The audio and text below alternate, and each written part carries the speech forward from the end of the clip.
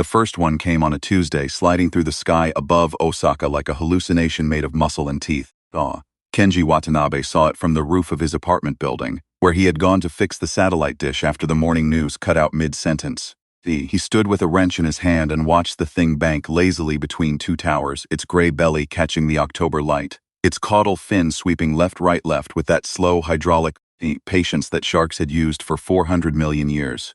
It was 30 meters up.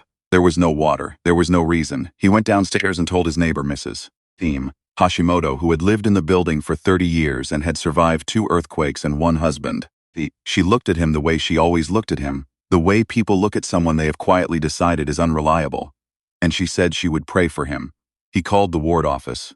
The woman on the phone was very polite and very certain that he was mistaken. He called the Coast Guard. They suggested he contact a mental health resource. They gave him a number. Tenji went back to the roof and the shark was gone. The sky was the color of old dishwater and completely insultingly empty. He stood there for a long time with the wrench still in his hand. And he thought, I know what I saw. It took 11 days for the rest of Japan to believe him. By then there were thousands of them. There. They came from the ocean initially, that much the news agencies established before the news agencies stopped. Rising from the water like something long buried, deciding it was done being patient. But they didn't stay in the water. They moved through air with the same muscular economy they moved through sea, as if the distinction had never mattered to them, as if air and ocean were just 2 thicknesses of the same indifferent medium. They didn't fly in any mechanical sense, they simply refused to fall. The military lasted 9 days, the evacuation lasted 4. Tenji lasted because he kept moving and because he was at some fundamental cellular level too stubborn to do anything else. His parents had used that word for him his whole life. Stubborn. The way you use a word that means one thing in polite company and another when the lights are off. Too stubborn for his own good, his father said. Too stubborn to know when to quit. And Kenji had spent 34 years thinking that was a flaw, and then the sky filled with sharks and it turned out it was the only tool in the box that still worked. He found Aiko in Kyoto in the basement of a convenience store, eating crackers and reading a novel by flashlight with the total concentration of someone who has decided to die doing something they all love. She was small and precise with the kind of stillness that wasn't peace but rather something you built carefully out of wreckage.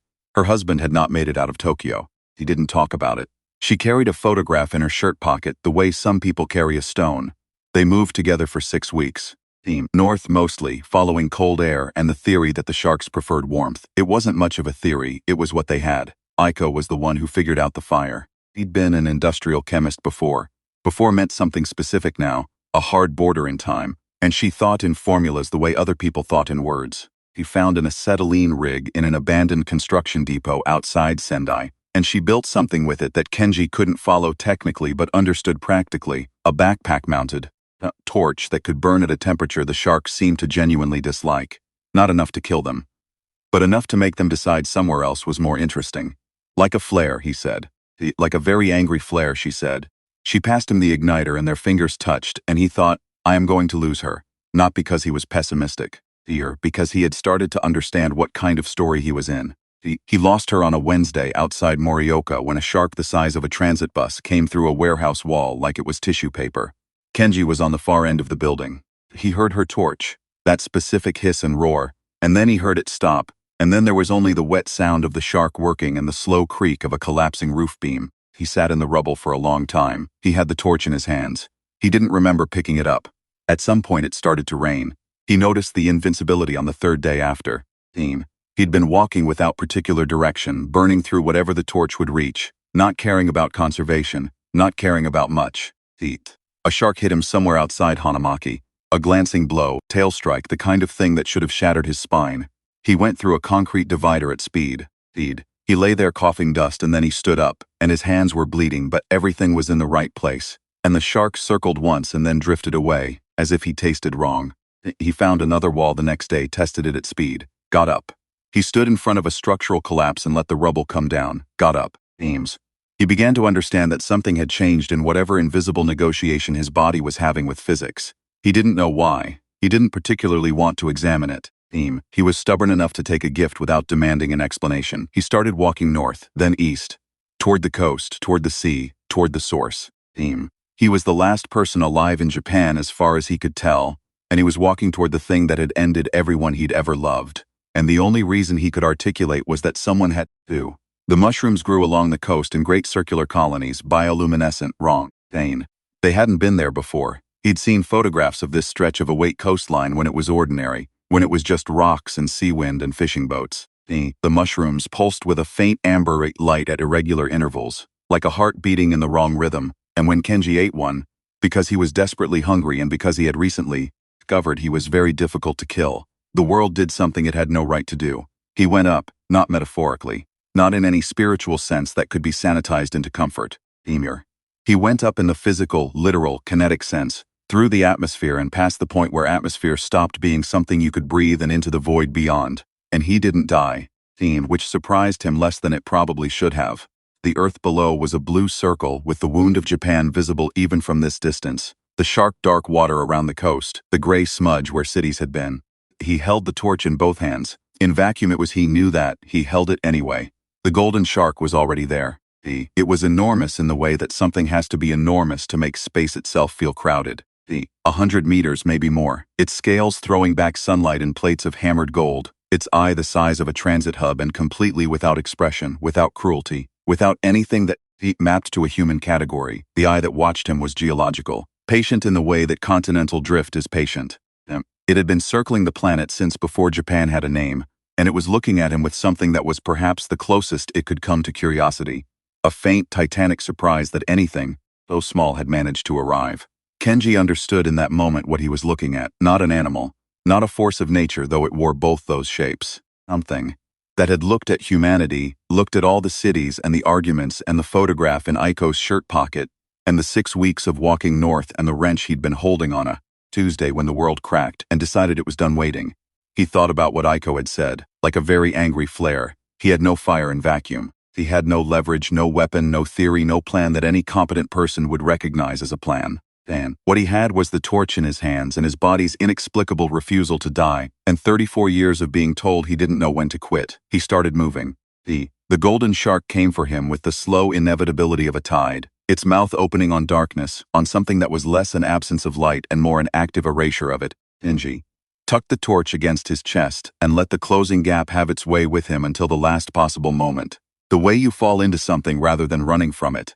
And then he twisted, the way Aiko had showed him, to move inside a building when the walls were wrong, using the geometry instead of fighting it, and the shark's momentum carried it past him in a great golden arc. It was not a decisive blow, it was one pass. He did it again and again. He thought about Aiko, which is to say he thought about everything that had ended, the specific catalog of loss.